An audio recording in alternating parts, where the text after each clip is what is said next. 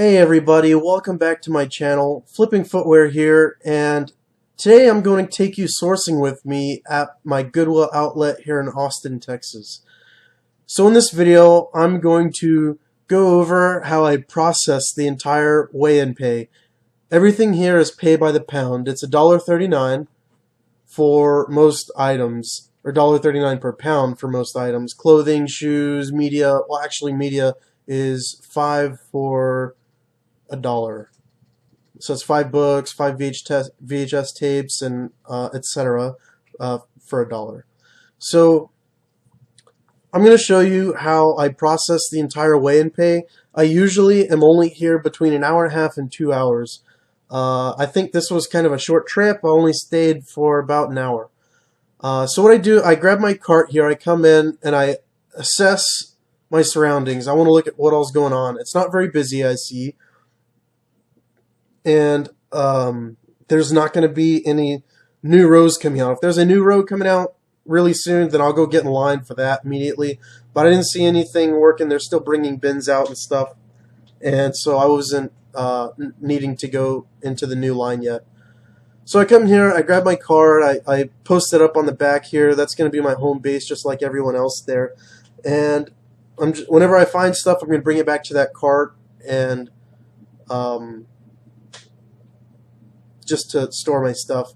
So right here I'm going down the shoe aisle, and right off the bat I pick up a pair of Morel sneakers here, some Mocs. Actually I think those turned out to be Sperry topsider shoes that are made to look like Morels. And then here's some Michael Kors heels. So that was pretty good finds right off the bat, but I didn't really find a whole lot else in shoes that day. I think I found a pair of boots later, and that was pretty much it. But anyways, so let's get going here, and I'll stop at the high points and point out the things that I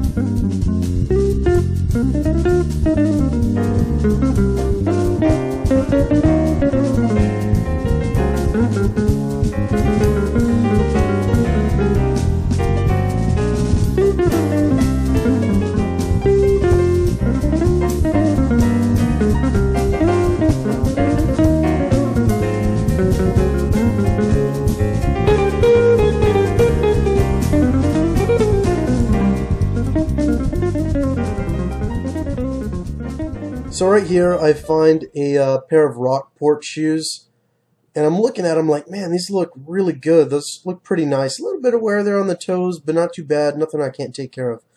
And I'm sitting here looking. I'm looking for a reason to not buy them, and there it is right there. The sole was already starting to peel, and I didn't want to deal with that repair. So those got thrown back.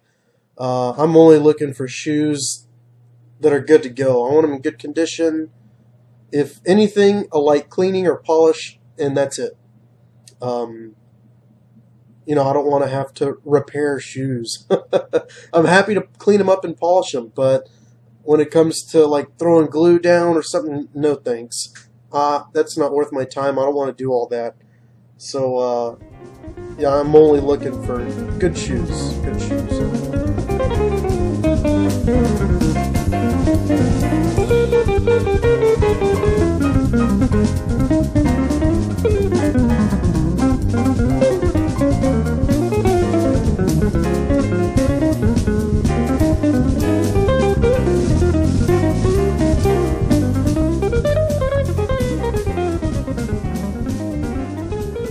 So I've got my head buried in these shoes pretty good, but it's really important to pay attention to what's going on around you. Look up like this every once in a while, and you want to check and make sure there's not any new lines opening up, any rows of bins. You know, pay attention to that stuff because you want to get on that pretty quick, so that you have first dibs on good stuff. So you can always come back to these bins right here because they're stationary, they're not being changed out, and you can come back to them. So be sure you pay attention to what's going on around you and that there's not going to be any new bins coming up because you really want to jump on that stuff.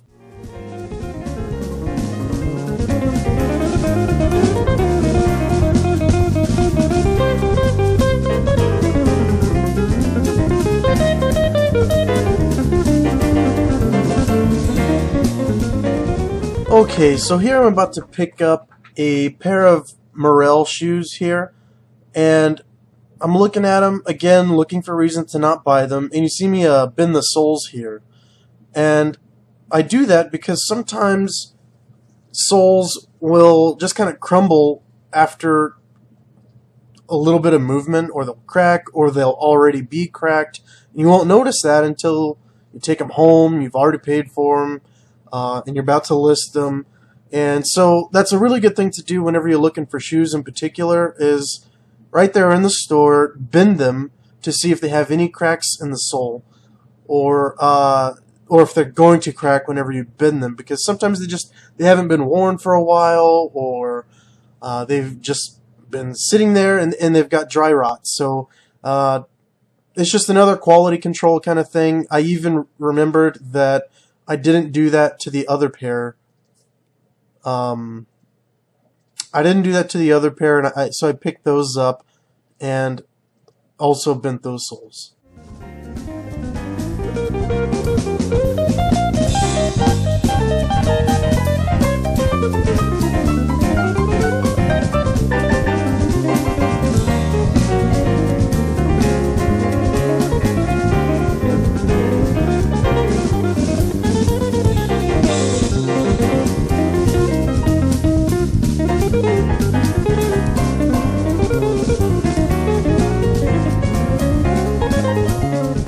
Okay, so here I pick up a Keen shoe.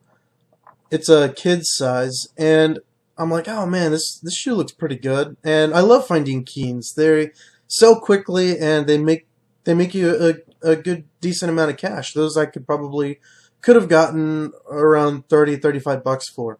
But there's that hole. Again, I was looking for a reason to not buy them, just like I try to do with every shoe. Sometimes I miss things and I make mistakes. I bring them home and I find something wrong with them there. It happens, but I try to do as much quality control as I can in the field, and not have to make the mistake and bring it home and then try to find a way to get rid of it and try not to lose out on it. But it happens. Right there is a pretty interesting shoe there. I don't recall why I didn't get them. Oh, right there, the broken heel. Okay. That's why I didn't get those, but those were really interesting. The Stuart Weitzman colorful pumps there. I wanted to get them, but they were broken, and I was pretty upset about that. Well, as upset as I can be. It was more like a oh man kind of thing, but oh well. So here I'm looking for sandals specifically this day because it's summertime, and like Clark sandals and Stuart Weitzman wedges and things like that, they're selling pretty good. And so I'm looking for those and trying to expand my knowledge of women's footwear, because I don't know a whole lot. And so that's if I can help it while I'm out there, I'll do in-field like research, like, oh, I wonder if these sell well, and I'll look them up there. So I'm walking back here. I finished the end of the row, and I always look in the bins on the way back, because for some reason, looking at them in a different perspective, it helps. Sometimes I find good things on the way back. So you saw that empty space there. That's where a new row is going to go. I'm just going to dump off all my shoes here and then go look at some general merchandise. So right here, I turn around and I look at all the rows. And what I want to do here is look for the oldest rows, the one that's going to be next that they're going to pull out. I want to go look at that to see what's in there, because maybe other people have missed stuff. Everything else has already been picked over, so I'm not too worried about missing out on some of the fresher stuff, because the crowd has died down on it, and if anything's going to be gone when I get to it, then it's already gone. So I go to the oldest bin, the oldest row here, and I just start looking for things to send into FBA, shoes, and anything that I feel like is going to make me money. So that's the whole point here, and it's just kind of process the entire row as quickly as I can. these bins right here, they're really kind of messy, and there's a lot of things in there. Sometimes I'll dig around, sometimes I won't even mess with it. I do like to look in there, though, and see, see what there is, just like any other bin.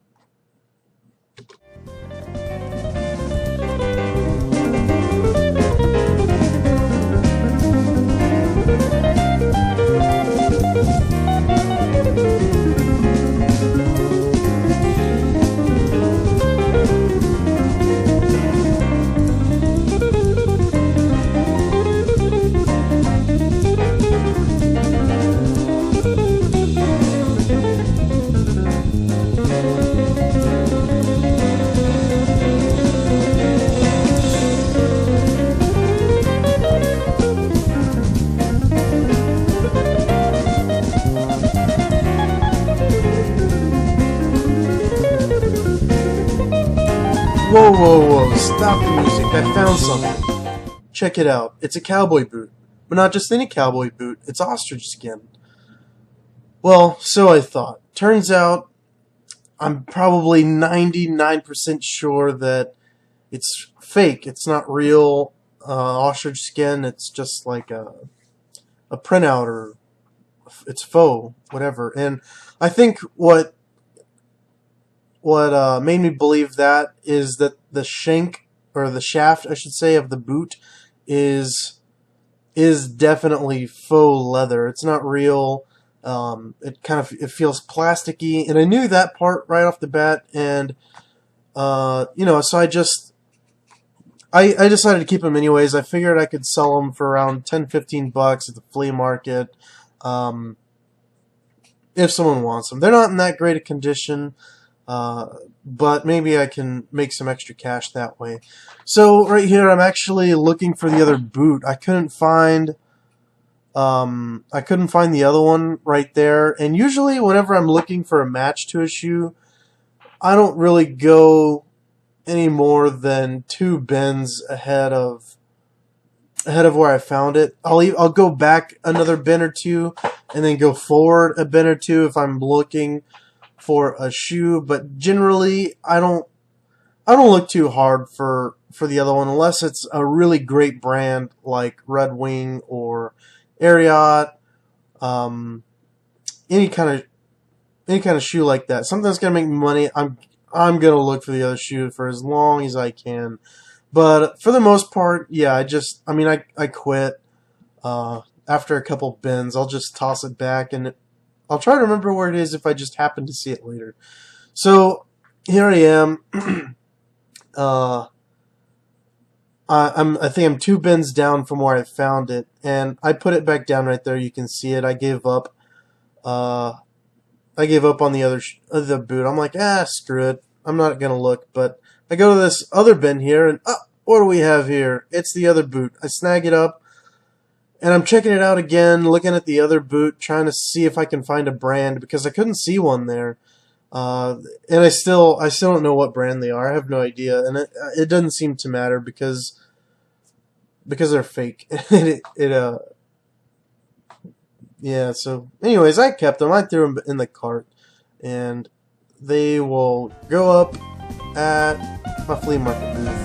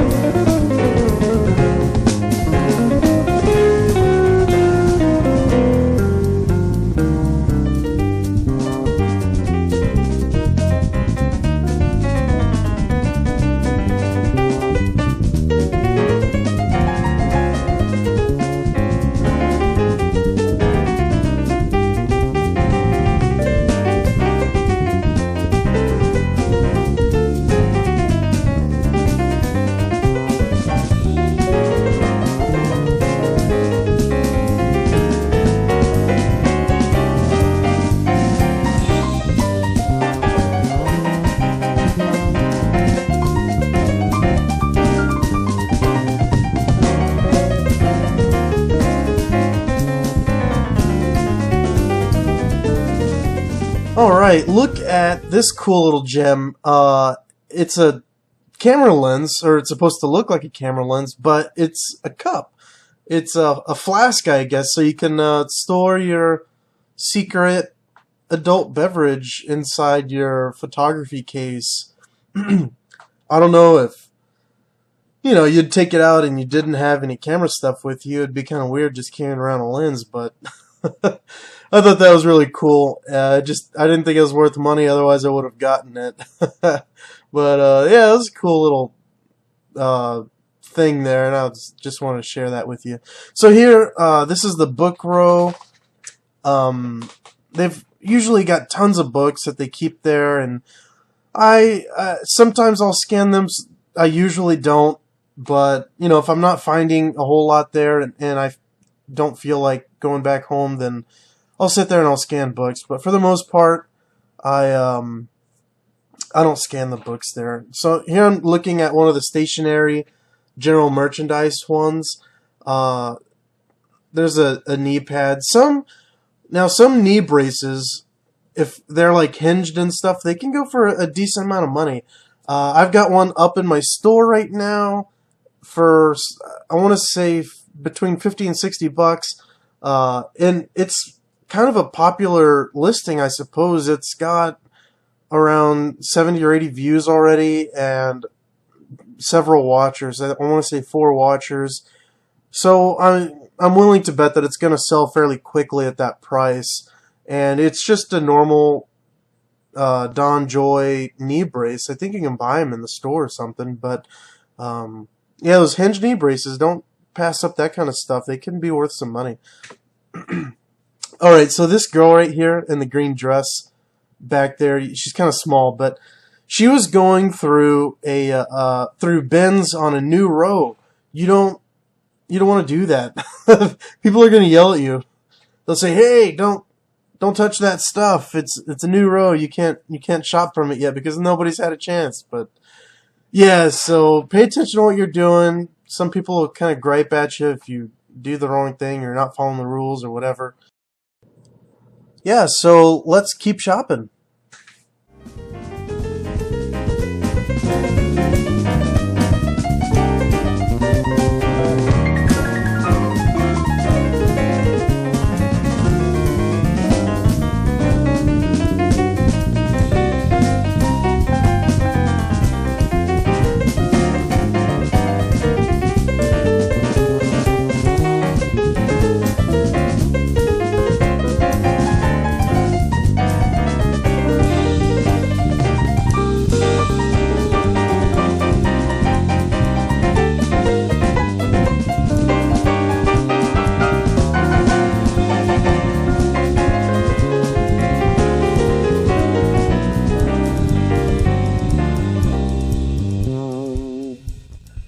Okay, so I'm kind of walking down the furniture aisle here. I just kind of like furniture. I've dealt with it a lot in the past, I guess. I don't know. I just kind of like looking at it. But so I'm coming up the row here. This row, not this row right here that you see on the right, but the one next to it is about to open. And as I come back up the row here, you can see there's several people back here waiting in line for it to open. And this is the rush. This is the part where everyone's going to charge down the line, and you'll see exactly what I mean by here. As soon as I get back here, they're about to be done, and we're going to go here.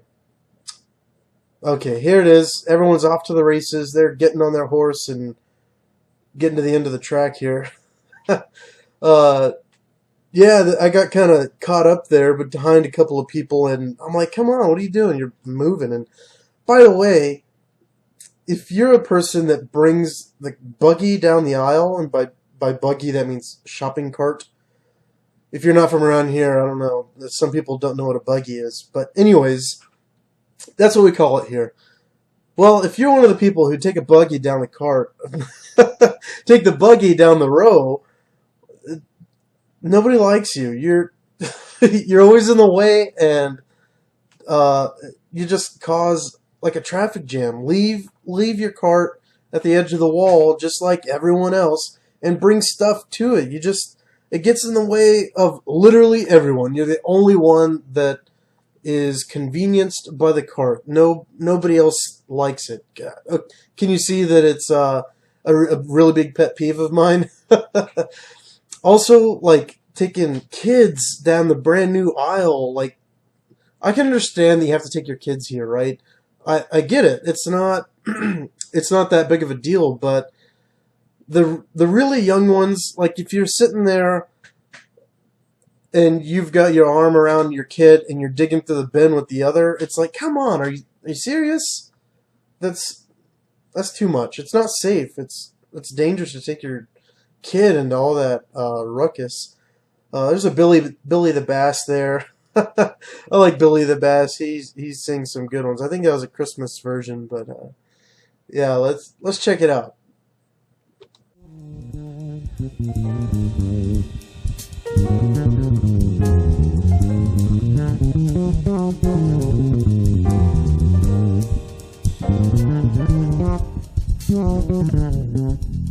Okay, so I'm looking here and I spot that neck massager right there. I grab it.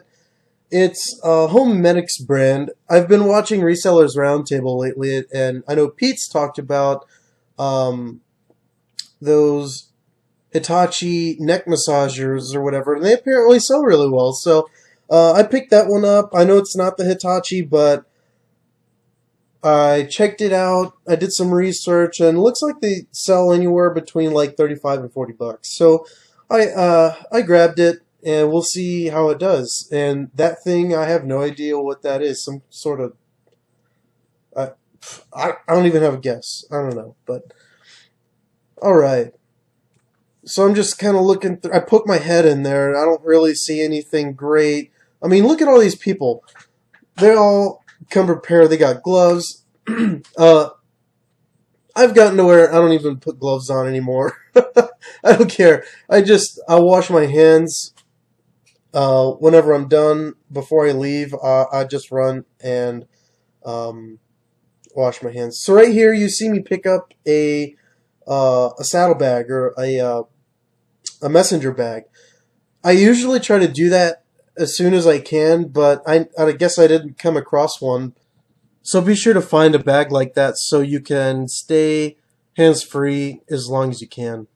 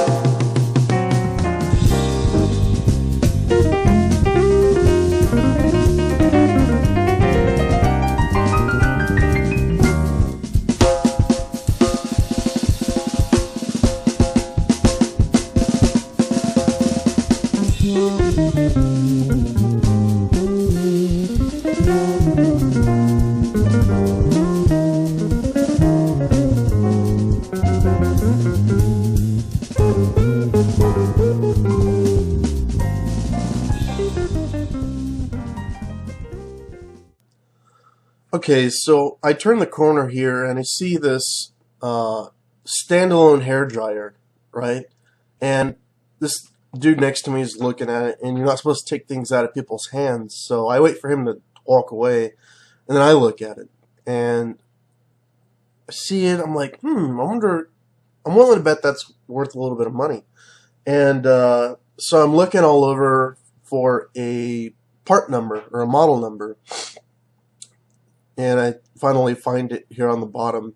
And I decide I want to look it up right then and there, because it's kind of a big item and I don't want to carry it. There's a dude with a cart. Go away, dude with a cart. So here I am. I'm looking it up. And you can see that in first person point of view, and it's pretty cool.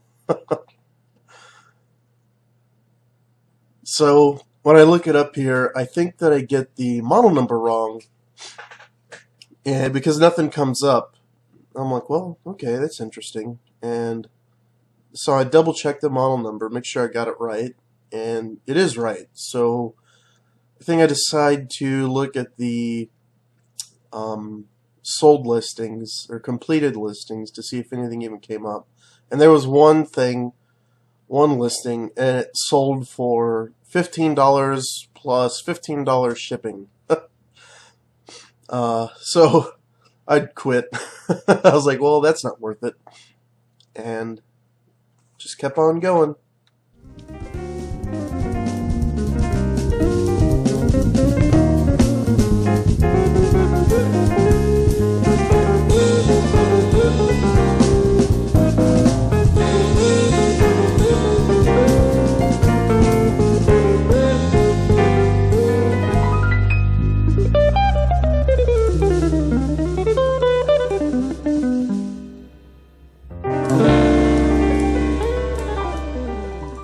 Okay, so here is a perfect example of why I don't like people in their carts. There's a guy looking at this road, and there's a woman with a cart looking at the other road, and they're blocking the entire fucking area. I can't get by. And it didn't take long, but it's still very inconvenient, and just blocking people from doing stuff. That was a terrible soul right there on that shoe. But, yeah, and she didn't even care. She saw me sitting there. She didn't care. And the dude wasn't doing anything wrong. But she was taking up nearly the entire aisleway. I hate that. It's so fucking annoying.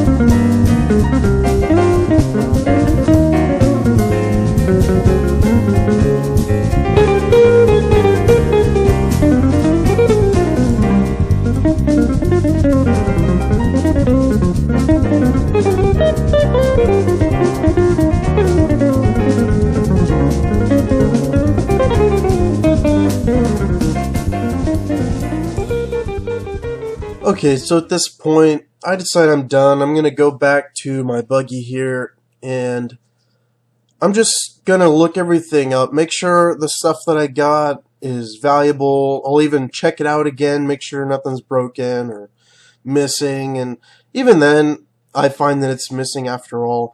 I had found this little camera deal. I don't even really know what it was, but it was some sort of camera, and turns out it wasn't as rare as I thought, and they actually sold for fairly cheap. So I didn't get it. I ended up putting that back, but I did get these shelves. I got those particularly for my flea market booth. I wanted to add a little bit of surface area on top of the tables, so I just put those on top of the tables, and I was able to put shoes underneath and on top of that shelf there. So that's why I got those, and I'm just sitting here making sure all the parts are there. And then after that, I just looked through everything, and I cut the video, and I'm done. I throw back my shoulder bag, and I start heading back to checkout.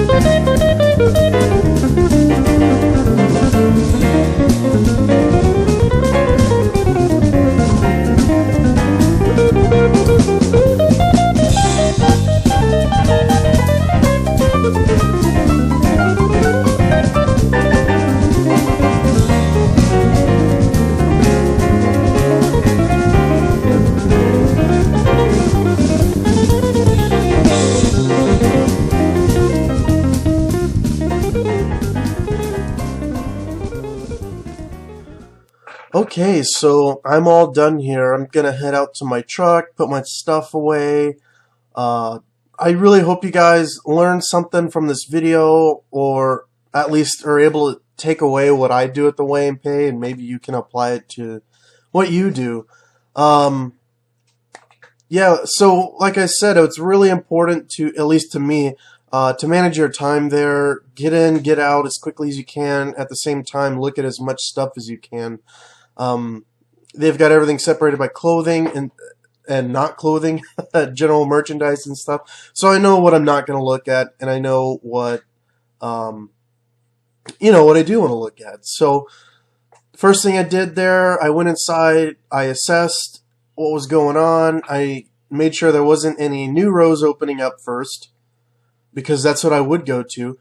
And then I just started going to my best stuff, which is shoes. I sell that the most on eBay, so I want to go there first to find the better shoes. So after that, then pay attention, look up, see what's going on around you, and go get in line for that new stuff if it's coming out. Find some sort of shoulder bag so that you can stay hands-free for as long as you can, and then just work the aisle. Okay, so right here, I'm checking out these shoes. I pick them up, and I notice that the heel is missing at the bottom of those Michael Kors heels. So that was a mistake. I wish that I had noticed that before. Again, it kind of shows you might get a little excited if you find a decent brand and not thoroughly check the shoe, because that's exactly what I did right there. I didn't even notice. So I ended up just throwing that in my flea market stuff, and hopefully someone will buy them for a couple bucks, and I can at least make my money back. So if your Weigh and Pay is a little farther from you and you have to travel like an hour or two, you're probably going to want to spend all day here. I would imagine, that's what you would do, and that's perfectly fine. If that's what works out for you, then that's what you should do.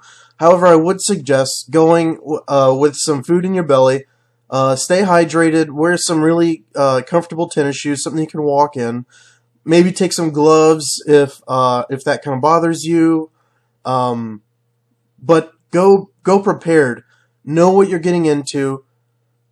Don't be afraid of all the people that are there and who else is trying to find a really good deal. There's going to be a lot of people there. There usually is. You might experiment going at different times to see what works out for you, but yeah, you should definitely be prepared. Alright guys, well thanks for joining me. I was happy to bring you something a little unique and different. I really hope you all enjoyed it. I appreciate you giving me a like, commenting on the video, and tell me how it is. Thanks. Y'all have a good night.